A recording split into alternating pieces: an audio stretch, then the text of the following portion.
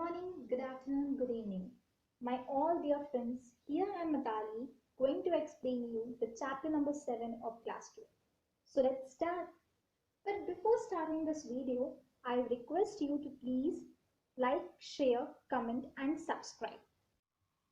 Today's topic, Miller's experiment. As you all notice the thumbnail. First of all, this experiment was given by S. Miller and H.C. Urey in 1953. The important note is what is required for that experiment setup. So let's go. Okay, so this is the setup and this is a diagram of Miller's experiment. So मैंने जैसे आपको पहले बताया था, जो experiment है वो perform किया गया था बाय S.L. मिलर और H.C. यूरे ने इन 1953. एक्सपेरिमेंट परफॉर्म करने के लिए बहुत सारे सेटअप्स की ज़रूरत होती है, बहुत सारे इक्विपमेंट्स की ज़रूरत होती है. तो उन लोगों ने किस तरीके से परफॉर्म किया, कैसे एविडेंसेस लाए और कैसे प्रूफ किया, उसके लिए उन लोगों ने कुछ सेटअप बनाया था. जैसे आप देख रहे हो यहाँ पे फ्लास्क है, right? It's a flask and it's a close flask जिसमें CH4, NH3, H2O और H2 मतलब हाइड्रोजन, ये सारे कंटेन करके रखे थे. ठीक है, और इसमें सबसे इंपॉर्टेंट है उसका टेम्परेचर उन लोगों ने 800 डिग्री सेल्सियस पे रखा था, जो सबसे इंपॉर्टेंट रोल प्ले करता है, क्योंकि ये जो 800 डिग्री सेल्सियस जो मतलब प्रिमिटिव एनवायरनमेंट का उस वक्त का टेम्परेचर था.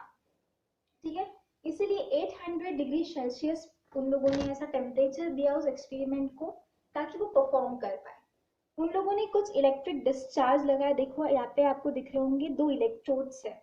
इलेक्ट्रोड से वो कुछ इलेक्ट्रिक डिस्चार्ज परफॉर्म करेंगे, इसके वजह से स्पार्किंग होगी.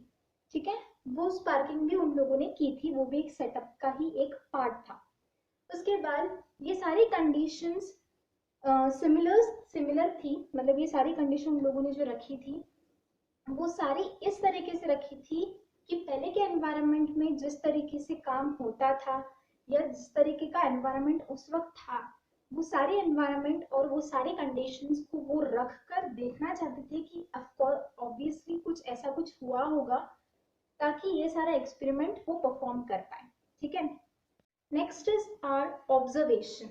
अब उन लोगों ने ऑब्जर्व क्या किया, ये सारा सेटअप होने के बाद उन लोगों ने आफ्टर अ वीक, एक वीक के बाद उन लोगों ने ये ऑब्जर्व किया कि इन सारी चीज़ों से ये ऑब्जर्व हुआ कि उसमें कुछ एमिनो एसिड्स, वो फ्लास्क के अंदर एमिनो एसिड कॉम्प्लेक्स मॉलिक्यूल जैसे शुगर है, नाइट्रोजन बेसेस है, पिगमेंट है या फिर फैट, ये सारे जो है ये फ्लास्क में उन्हें दिखने लगे.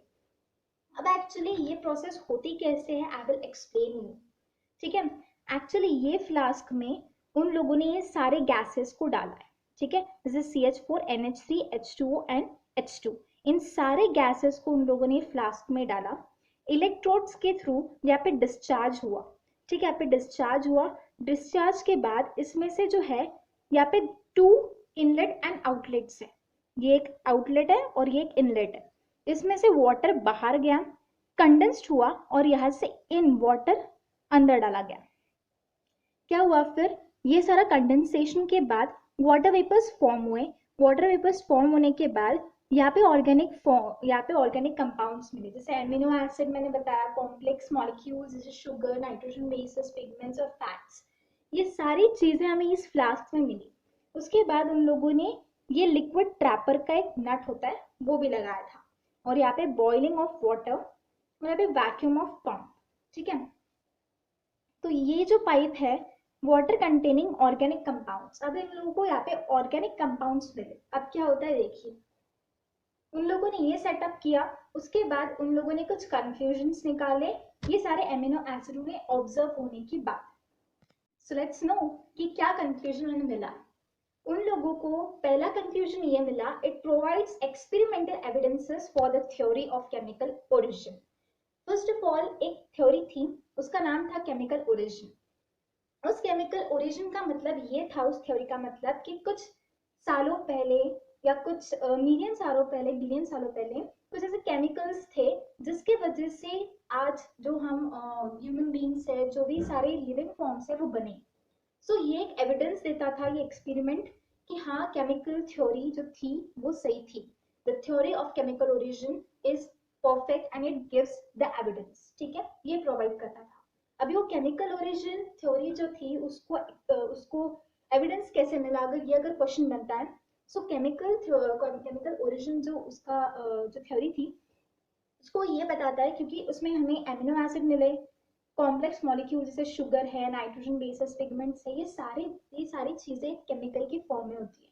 सो वो सारी चीजें मिलने के बाद ये एविडेंस उसे देता है कि थ्योरी ऑफ केमिकल ओरिजिन थी, राइट।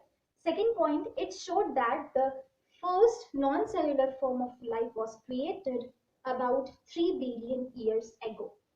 ये एक्सपेरिमेंट शो करता है कि नॉन सेलुलर फॉर्म, जैसे मैंने आपको बताया कि उन लोगों ने ऑब्जर्व किया था amino acids, complex molecules, sugar, nitrogen bases, वही सब कुछ जो वहाँ पे क्रिएट हुआ। मैंने बोला ना वाटर कंटेनिंग ऑर्गेनिक कंपाउंड्स, अगर वहाँ पे वाटर कंटेनिंग ऑर्गेनिक कंपाउंड्स है it means they are non cellular form, और वो 3 बिलियन ईयर्स एगो पहले आ चुके थे। और ये सारे जो एमिनो एसिड्स है, कॉम्प्लेक्स मॉलिक्यूल्स, जितने भी नाइट्रोजन बेसिस, पिगमेंट्स, ये सारे हमारे लाइफ फॉर्म को वो बनाते हैं, right. So it tells us that non cellular form बन चुके थे 3 बिलियन ईयर्स एगो। सो ये एक्सपेरिमेंट वो भी हमें बताता है। Third point is that it showed that non cellular biomolecule exist in form of DNA, RNA, polysaccharides and proteins. ये सारे जो नॉन सेलुलर बायोमोलिक्यूल्स थे उस वक्त के, ठीक है, वो in the form of DNA थे, आरएनए थे, पॉलीसेकेराइड्स एंड प्रोटीन्स के फॉर्म में रहते थे। जिसकी वजह से देखो जैसे डीएनए है, आरएनए है, polysaccharides and proteins, they all are the part of our living form. So it tells us that they all exist in the form of non-cellular biomolecule.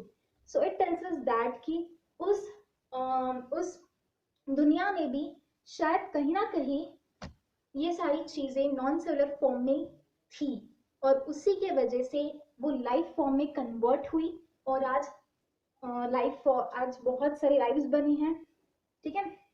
So all the things are given up. Thank you.